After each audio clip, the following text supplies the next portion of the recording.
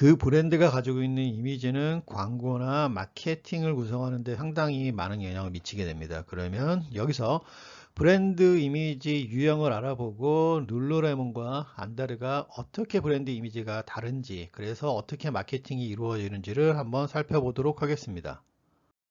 브랜드 이미지는 크게 5가지로 구분해 볼 수가 있는데, 하나는 성실 유형이 있습니다. 이게 좀 어떻게 보면 보수적이고 고루하다고 느껴질 수 있는 이미지이기는 한데, 어떤 신뢰나 건전한 이미지가 좀 강하다고 볼 수 있습니다.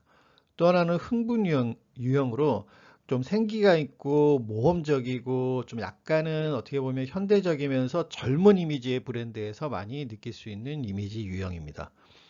또 하나는 거친 유형인데요. 흔히 아웃도어나 찝이나 SUV 광고나 이런 데서 볼 수 있는 약간 터프한 이미지를 가지고 있는 브랜드에서 많이 보여지는 이미지고요. 또 하나는 능력 유형입니다.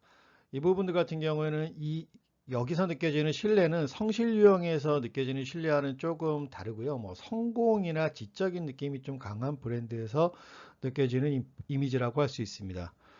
마지막으로 세련 유형인데 이 유형은 한마디로 명품 브랜드에서 느껴지는 이미지를 의미합니다. 브랜드 이미지는 해당 브랜드가 어떤 고객을 목표로 하는지를 보여주고 있습니다. 즉 광고에도 이런 것들이 나타날 수밖에 없습니다. 룰루레몬을 보게 되면 이 브랜드 이미지를 대표하는 걸 페르소나 오션이라고 할 수 있습니다. 이 오션은 한마디로 성공한 전문직 여성이라고 할 수 있는데, 32세라는 나이 설정에서 볼 수 있듯이 대학생인 여성들에게는 앞으로 되고 싶은 열망, 그리고 한 40대가 되는 일반 어떤 주부나 아니면 아이가 있는 여성들에게는 과거에 찬란했던 멋있었던 자기의 모습, 이런 것들을 지금 나타내고 있다고 할 수가 있고요. 안다르 같은 경우에는 광고 모델이 신세경, 이치, 소희연을 이렇게 사용을 했었습니다. 즉 젊고 아름다운 여성을 모델로 하고 있다는 것을 볼 수가 있고요.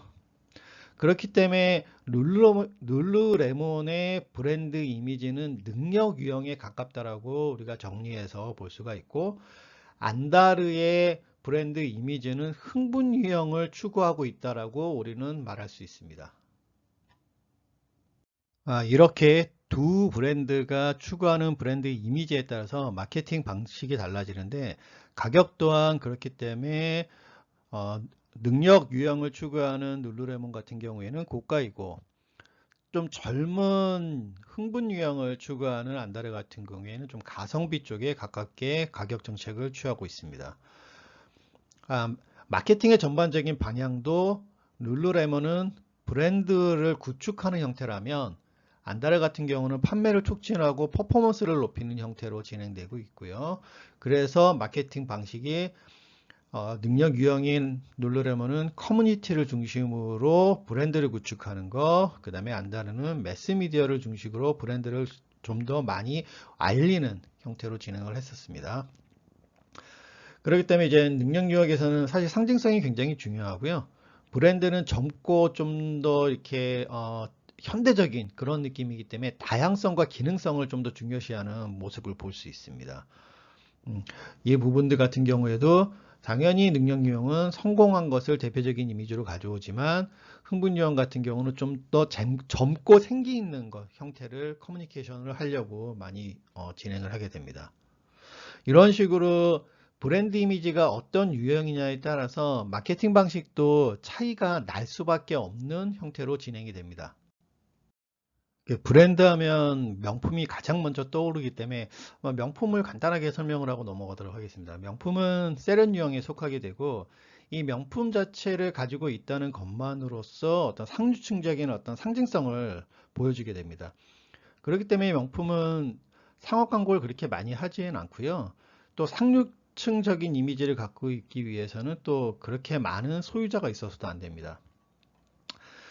그러니까 어떻게 보면은 명품 같은 경우는 상업 광고를 통해서 너무 많은 사람이 명품에 대해서 자세히 안다는 것 자체가 명품의 격을 떨어뜨린다라고 볼 수가 있고요. 또한 소유자가 많다는 것은 희소성이 떨어지기 때문에 어떤 상류층적인 이미지가 많이 희석되게 됩니다. 그렇기 때문에 최근처럼 사람들이 명품에 대해서 관심을 많이 갖고 많은 사람이 명품을 구매하는 상황이 되면 명품 브랜드들은 가격을 인상하는 정책을 취하게 됩니다.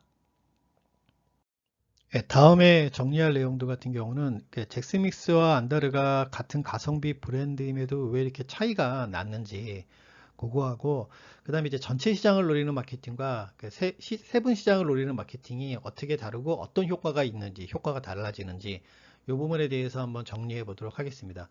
자, 오늘도 좋은 하루 되시고요. 다음에 만나 뵙도록 하겠습니다. 감사합니다.